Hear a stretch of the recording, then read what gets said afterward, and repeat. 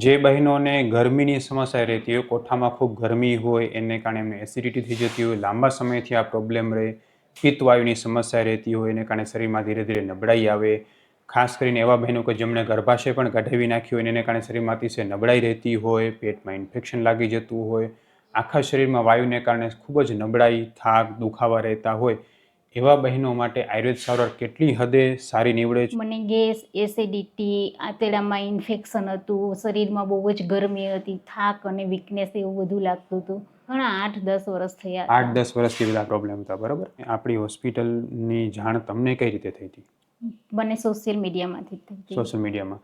તો એમાં જેમ વિડીયોમાં પેશન્ટને જેટલું સારું થઈ જતું હતું, એમને જેટલું સારું પરિણામ મળતું હતું, એટલું જ તમને સારું પરિણામ મળ્યું? હા, મને એટલું સારું મળ્યું. તમે 100% સંતુષ્ટ છો એ હા, વાતથી? મને બહુ સારું રિઝલ્ટ મળ્યું. બહુ સંતુષ્ટ છું કે મને એમ એટલો બધો ફાયદો થયો કે મારામાં જોશ આવી ગયો એમ.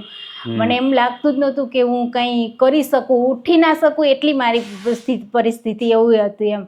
તમને એમ પણ થયું આમ ને કે એકદમ આમ મારામાં ઉત્સાહ આવી ગયો કે નહીં, મને આમ એટલું રિઝલ્ટ મળ્યું છે એમ. તમને એમ થયું ને કે એક જ વિડીયો તમારી આખી લાઈફ હા, બદલાવી લાઈફ નાખી એમ? બદલાઈ ગઈ.